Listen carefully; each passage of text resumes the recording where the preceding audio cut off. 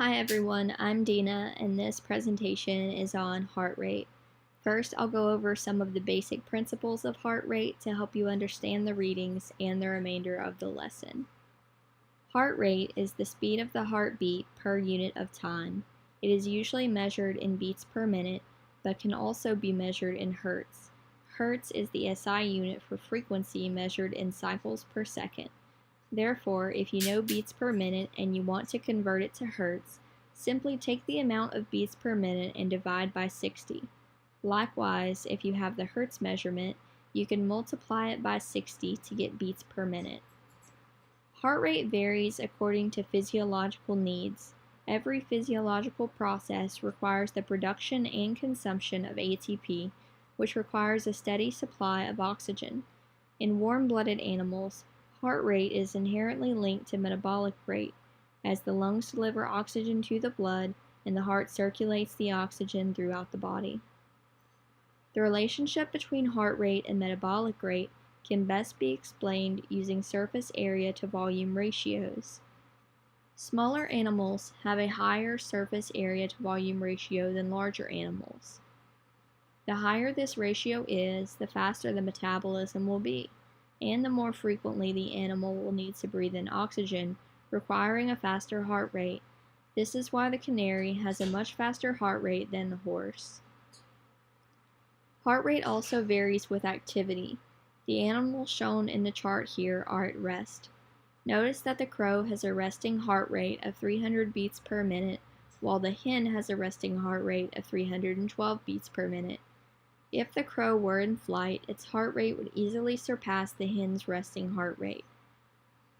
If we know the relationship between heart rate and metabolic rate for an animal, then we should be able to quantify the energetic cost of different activities by simply measuring the heart rate. Using heart rate to estimate the metabolic rate of free-ranging animals, or field metabolic rate, is known as the heart rate method. This may be presented as oxygen consumed per day.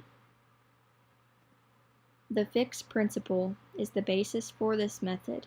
It states that the volume of oxygen consumed is equal to cardiac output, which we measure by heart rate, times the amount of oxygen used by the muscles. Our first study is by Frogier and Associates 2004, Heart Rate and Energetics of Free-Ranging King Penguins. King penguins are the second largest penguins after the emperor penguin. They live in densely populated colonies, mostly on subantarctic islands. The main purpose of this study was to measure heart rate to determine energetic costs of behaviors of king penguins while incubating ashore and foraging at sea. A secondary purpose was to estimate their rate of oxygen consumption while diving using heart rate, and then use that value to get the calculated aerobic dive limit for king penguins. The study was conducted during the king penguin breeding period, which is the longest of all penguins, and it usually lasts about 14 to 16 months. That's how this study was done during one breeding period, but was conducted during 2 consecutive austral summers. Austral summers run from November to March. They are the summers of the southern hemisphere. Really, Antarctica only has 2 seasons, summer and winter. The summer months, of course, are the warmest and the sunniest, and so it's easier to observe the wildlife. Observation was an important aspect for this study, as diving bouts of king penguins were visually determined. 27 king penguins were captured for this study. They were implanted with custom data loggers that could measure heart rate and hydrostatic pressure to record diving depth. The data loggers had a memory of 4 megabytes and were programmed to record information every 2 seconds. The loggers were 61 by 24 by 6 millimeters and weighed 27 grams. To put this into perspective, a 4 gigabyte USB jump drive is about 55 by 17 by 9 millimeters and weighs 12 grams. So they are pretty close to the same size, but the data loggers are somewhat heavier. The loggers were basically electrocardiograms that were also able to measure depth. A circular fence of wire mesh was used to enclose the king penguins for capture. This protected the bird's territory as well as the bird from predators, especially those that occur more frequently during the breeding season, like skuas and giant petrels. Once a bird was captured, it was anesthetized so that it could be weighed and the data logger could be surgically implanted. The anesthetic that was used was halothane in a 1-to-1 mixture of oxygen and nitrous oxide. Halothane can be used on people but is most often used in veterinary surgeries. 2 incisions were made, one in the abdominal cavity and one 3 centimeters above the brood patch. The first incision in the abdominal cavity was where the data logger was placed and one of the 2 electrodes attached to it. This first electrode was placed near the apex of the heart. The second incision that was done 3 centimeters above the brood patch was where the second electrode was placed. The brood patch is that featherless area of skin usually on the underside of nesting birds. On penguins, the brood patch is located on the lower breast area. The brood patch is much warmer than feathers, so the king penguins place the eggs on top of their feet but against the warmth from the brood patch. Once the data loggers and the electrodes were in place, their position was checked with an endoscope. All of the loggers were checked to make sure that they were accurately recording heart rate before the penguins were sutured up. After surgery, the eggs were swapped with plaster eggs while the real eggs were placed inside of an incubator. This was done to protect the eggs after surgery, just in case anything happened to the birds. The fence around the bird was removed when the anesthetic wore off, which took about 5 hours, and then the egg was replaced either the following day or the next day. The birds were recaptured the same way that they were initially captured with the wire mesh fence, and then the position of the data loggers and the electrodes were checked to make sure that they were still in the correct position. For the 27 birds that were initially captured, only 25 were recaptured. The pressure sensor part of the data logger failed for 4 of the penguins, and the electrocardiogram electrodes had moved in 6 other penguins, meaning that the heart rate readings were not accurate. For another 5 penguins, the data loggers failed altogether, which may have been due to waterproofing issues. The data loggers were custom built. They were coated in wax and then coated in a high-grade silicone, but usually data loggers are encased in ceramic. The issues with the data loggers left the researchers with only 10 birds that could be used for this study. Still, there were more than 10,300 dives that could be analyzed. This amount was narrowed down to only include dives that were longer than 4 seconds and deeper than 6 meters. The first 48 hours were also tossed out to avoid using atypical data that could have resulted from the surgeries. Now that we've gone over some of the background and methodology, I want to get down to the purposes of the study. You'll notice in the readings that the study sort of skips around and goes back and forth between the 2 purposes, so I've structured it here so we can go over them in order along with their significance. The primary purpose was to measure heart rate, to determine energetic cost of behaviors while incubating ashore and foraging at sea. The doubly labeled water method is often used as a measure of field metabolic rate, but the heart rate method was chosen for this study because activity-specific metabolic rates could also be determined without the use of a detailed time activity budget. In this case, heart rate monitoring had the added advantage of being able to record data for several months at a time. Fahlman and Associates 2004 presented 2 formulas that allow rate of energy expenditure via rate of oxygen consumption to be measured using heart rate. One of the formulas is for birds at shore, and the other is for birds at sea. Froge and Associates used these formulas to get the rate of oxygen consumption, which was converted to watts per kilogram to give the estimated field metabolic rate. For penguins, 1 milliliter of oxygen is equal to 19.8 watts if resting ashore, or 18.9 watts if resting at sea. Field metabolic rate was calculated during different phases of incubating ashore and while foraging at sea, including during diving bouts, in between bouts, and after an hour had passed since a bout. Mori and Associates 2001 defined a diving bout as a sequence of complex behaviors in which duration, depth, and interval between dives may all be adapted for optimal foraging. For the study that we're looking at, diving bouts started after 3 dives below 10 meters with a surface duration of less than 10 minutes, and the bouts ended when the surface duration was more than 10 minutes. I'd mentioned it before, but the bouts were visually determined.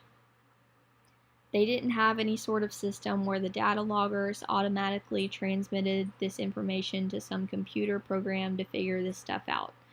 They had to wait until the study was over to collect everything that had been recorded on the loggers. So, Froger and Associates put in a lot of observation time here to record when the bouts actually started and ended.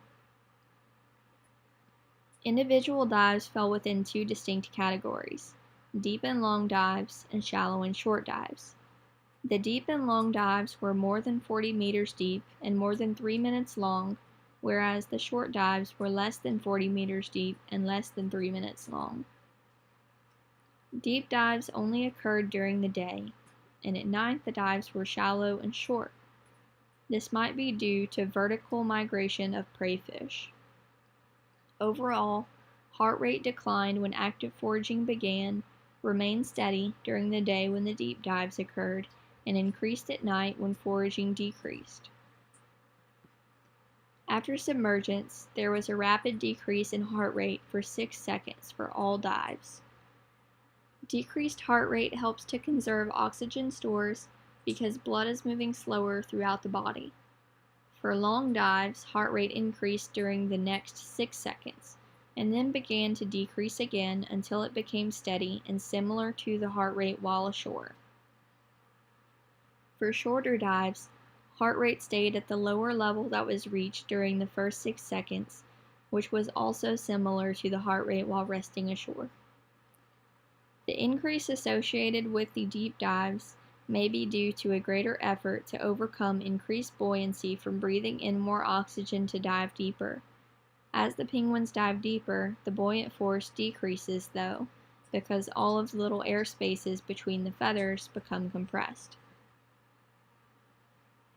If you look at the table, you can see heart rate, estimated oxygen consumption, and estimated field metabolic rate for penguins during different activities. The formulas used to get estimated rate of oxygen consumption from heart rate are also listed below the table. Looking at the data, you can see that the first hour after a diving bout has the highest heart rates, and thus the highest field metabolic rates. This could be due to rewarming the body after diving. The estimated field metabolic rate from this study for penguins at sea was compared to the field metabolic rate of a doubly labeled water study on penguins at sea, and the values calculated using the heart rate method here were 42% lower than the doubly labeled water study, leading Froger and Associates to suggest that doubly labeled water studies for birds and mammals at sea overestimate metabolic rates. Alright, so heart rate was used to determine estimated rate of oxygen consumption to determine estimated field metabolic rates, but how is this useful? Well, Froger and Associates explain that seabirds can be used to indicate variations in ocean resources and climate change, but to build accurate models, you need to know the bird's energy requirements. This data can be used for that purpose, as well as understanding penguin diving behavior. Now I'm going to review the secondary purpose of this study, which was to estimate the rate of oxygen consumption while diving using heart rate, and then use that value to get the calculated aerobic dive limit for king penguins. Before this study was conducted, the calculated aerobic dive limit for king penguins was believed to be around 2 minutes, which put about 45% of dives above that limit, suggesting to Frogier and Associates that this calculation must be inaccurate. They wanted to look further into this issue and try to figure out what was going on. During dives, stored oxygen is used to break down glucose for energy, but at a certain point, there's not enough oxygen to do this. Instead, the body produces lactate, which can be used for energy without using oxygen. This is the diving lactate threshold, also known as the aerobic dive limit. The aerobic dive limit is very difficult to measure, so instead a calculated aerobic dive limit is often used. The calculated aerobic dive limit assumes the complete use of oxygen. It is the amount of oxygen stored divided by the rate of oxygen consumption while diving. The researchers wanted to estimate the rate of oxygen consumption and determine the calculated aerobic dive limit using heart rate values. Estimated oxygen stores for king penguins fall between 45 milliliters per kilogram and 58 milliliters per kilogram. These values were divided by the estimated rate of oxygen consumption to get the calculated aerobic dive limit of 3.4 minutes. About 35% of the dives measured surpassed this. The rate of oxygen consumption for diving, though, remains unknown. The rates used here were for the entire dive cycle, which is the dive plus the post-dive interval. Frogier and Associates believe that oxygen stores are greater than estimated, and/or the rate of oxygen consumption during diving is much lower than while resting. If the rate of oxygen consumption for diving is lower than while at rest, it could be the result of hypometabolism caused by hypothermia. Frogier and Associates explain that the significance of hypothermia has been the subject of debate, but a study on Gen 2 penguins by Bevan and Associates has shown that only a 2.4 degrees Celsius reduction in body temperature would reduce rate of oxygen consumption so that all dives of Gen 2 penguins would fit within their calculated aerobic diving limit, when 20% were shown to have exceeded it. Previously, the diving lactate threshold was estimated at 2 minutes, but Frogier and Associates determined that the calculated aerobic diving limit for king penguins is really 3.4 minutes. It was also previously hypothesized that during surface time in between dives, that excess lactate is used up, but Frogier and Associates found that 80% of times recorded between dives were 2.5 minutes or shorter, which isn't enough time to metabolize the built-up lactate produced after the calculated aerobic dive limit has been reached.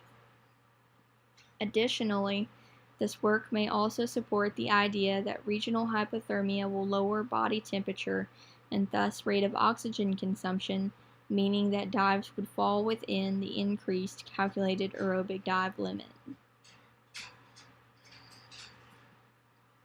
Our second study is by Henry Weimer-Skirch and Associates, 2001, Heart Rate and Energy Expenditure of Incubating Wandering Albatrosses, Basal Levels, Natural Variation, and the Effects of Human Disturbance.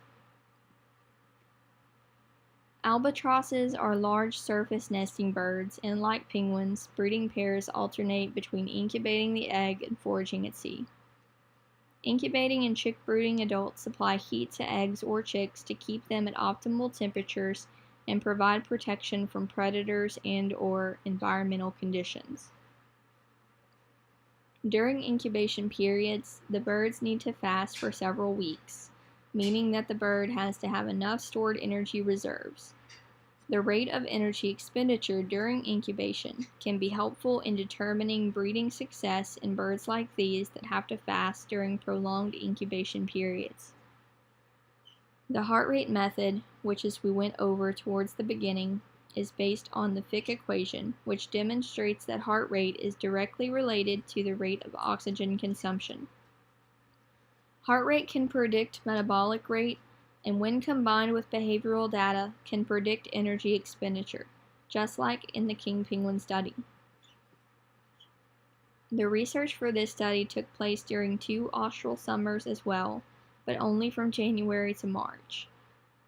The study was done on Possession Island, which is a small island that is part of the subarctic Crozet archipelago belonging to the French. Adult wandering albatrosses from colonies at Baie du Marin and Point Baz were used for this study. The great thing about these particular birds is that they had been under study since 1966, so a lot of the vital information like breeding status, age, and sex were already logged into a database.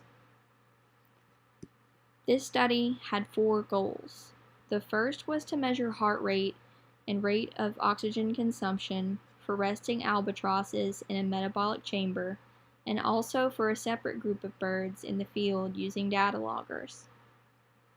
These 2 sets of data would be compared to determine the effect of stress on the birds in the chamber. The second goal was to examine effects of body mass, age, and sex on heart rate for birds during the incubation period. Third, the study would determine if there were variations in heart rate associated with daily rhythms and weather conditions. Fourth, the variations in heart rate caused by human disturbances would be measured to see the impact of stress on metabolic rates of incubating albatrosses. 41 birds were selected for this study. They were a combination of both male and female. 33 of them were in the incubation period, and the other 8 were in the chick brooding period. These birds were from the Point Baz colony. This group of birds were captured while nesting, weighed, fitted with heart rate recorders, and immediately released back to the nest. For the metabolic chamber study, only 8 birds were selected. They were captured, transported in a box to the nearest base, which was about a half kilometer. They were weighed, fitted with a heart rate recorder, and placed in a box inside of a metabolic chamber.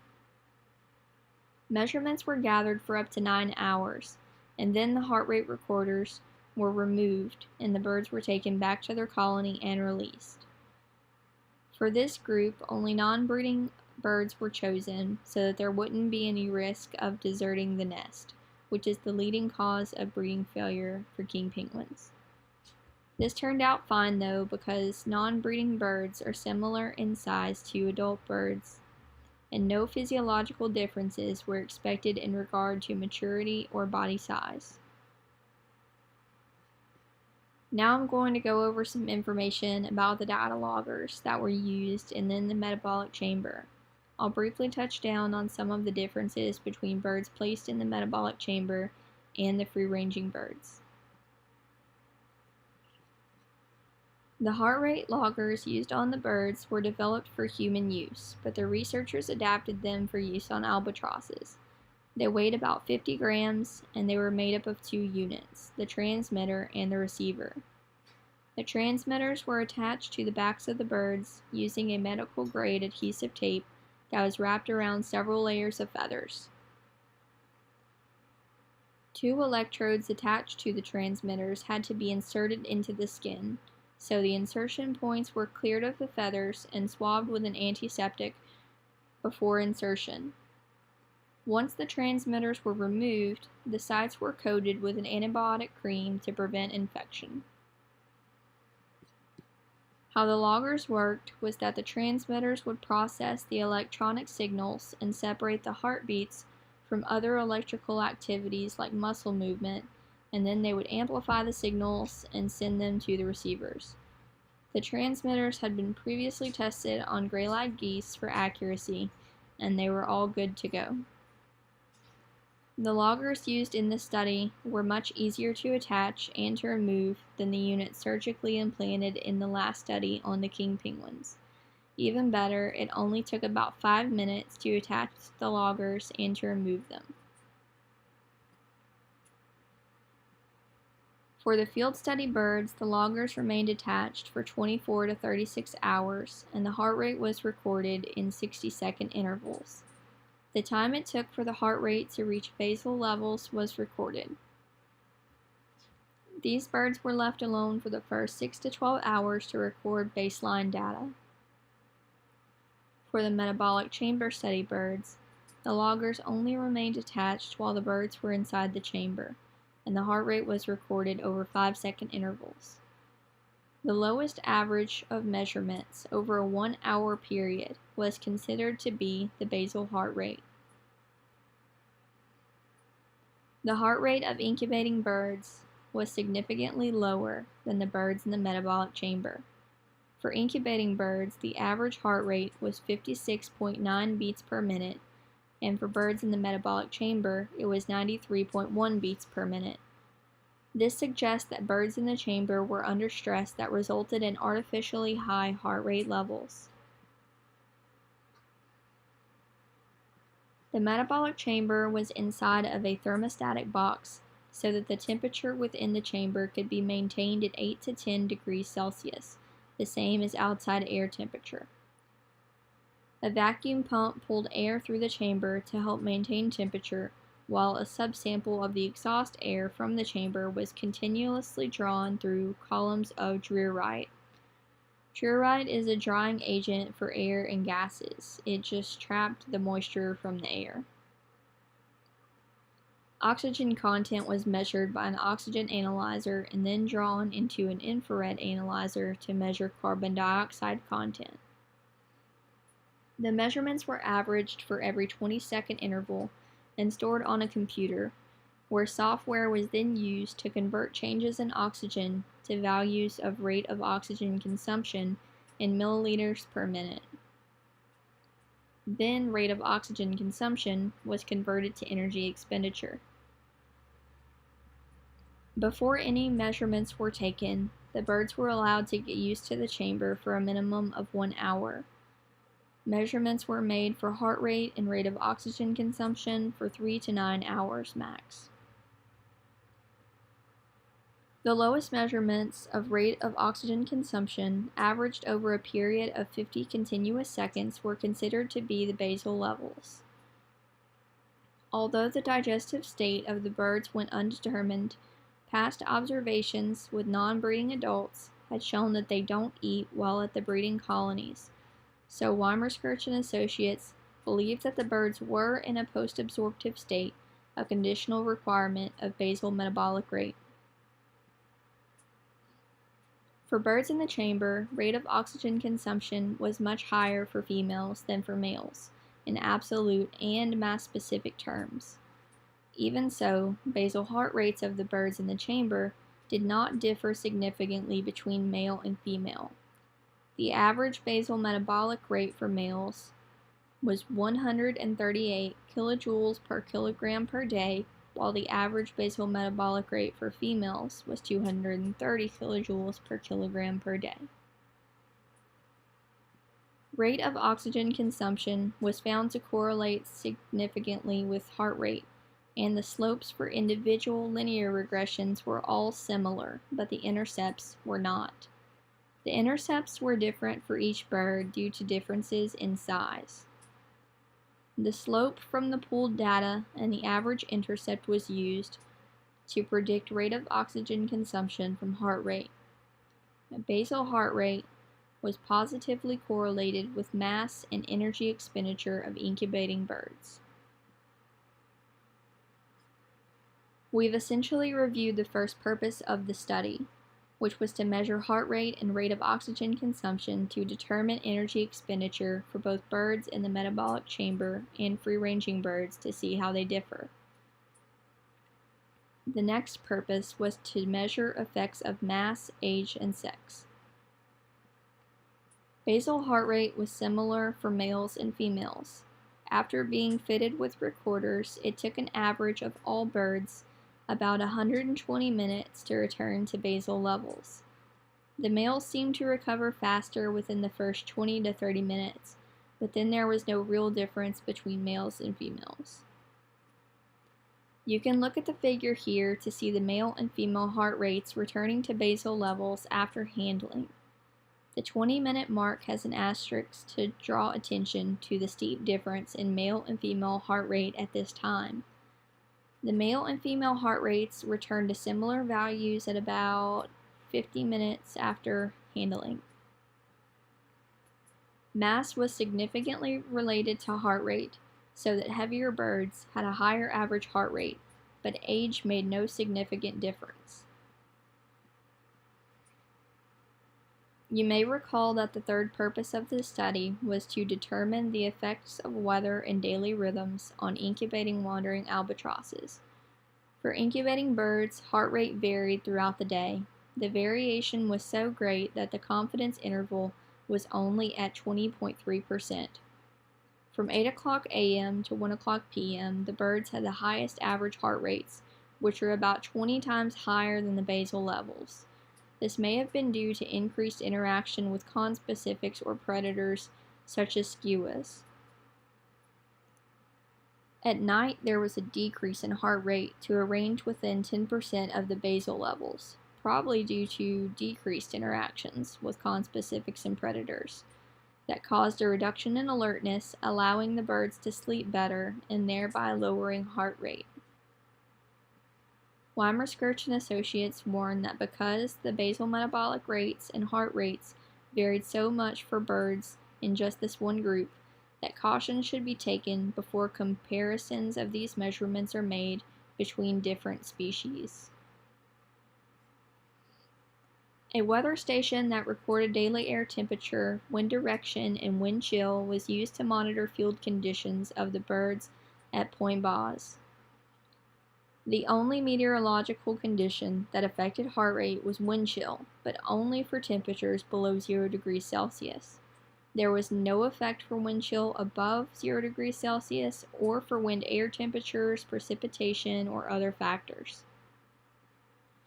The birds increased heart rate in response to wind chill with temperatures below 0 degrees Celsius, possibly to compensate for the wind disturbing their plumage and reducing their thermal insulation. Compared to other subarctic areas, the Crozet Islands have milder temperatures. Weimer, Skirch, and Associates predict that in colder areas, albatrosses will have higher costs of incubation because of the effects of wind chill. If you look at the figure here on the slide, you can see heart rate as a function of wind chill for temperatures below 0 degrees Celsius. Heart rate increases as the temperature goes further into the negatives. Other natural factors that affected heart rate were noted by Weimer, Skirch, and Associates. Birds that were brooding chicks had a higher heart rate than those that were incubating eggs. Although the researchers are not sure why, it may be possible that the cost of heating the chick may be higher than the cost of heating the egg. The final purpose of this study was to measure the effects of human disturbance on the albatrosses. For the Point Baz birds, effects of human disturbance on heart rate were measured when a human was various distances from the nest. The birds here had minimal interactions with humans. The only time they ever encountered humans was once or twice per breeding season for band controls. Therefore, they were not accustomed to human presence in the breeding colony. Because the basal levels had been recorded for all birds, each bird was able to serve as its own control. To measure changes in heart rate for human presence, a human observer would approach the nest in a straight line during timed intervals. When the bird noticed the human, the time and distance from the nest was recorded. Then the observer continued to move closer to the nest until it was 1 meter from the bird. Once the human was at 1 meter, he or she moved away from the nest until out of the bird's view. A similar trial was done, except for that when the observer got close to the bird was captured by the beak so that the band could be read. The band control lasted about 10 to 20 seconds. Then, for 8 other birds, a second band control was done to measure any differences between the first and the second trial. As soon as the bird saw the observer, heart rate sharply increased for both males and females to nearly twice the amount of the basal heart rate. The average heart rate continued to increase as the observer approached. Interestingly, males had a higher heart rate compared to females when the observer was within 50 meters of the nest. But when the birds were captured for a band control, the heart rate between males and females peaked at similar values. When the birds were handled for the band control, the heart rate was about 4 times the basal levels. Because the male heart rate increased more quickly, though, this could mean that males are more prone to stress and therefore more likely to act aggressively than females. Even though males had a higher heart rate when the observer was nearby, heart rate took the longest for females to return to basal levels. For males, it took about 9 minutes to recover, but for females, it took about 12 minutes.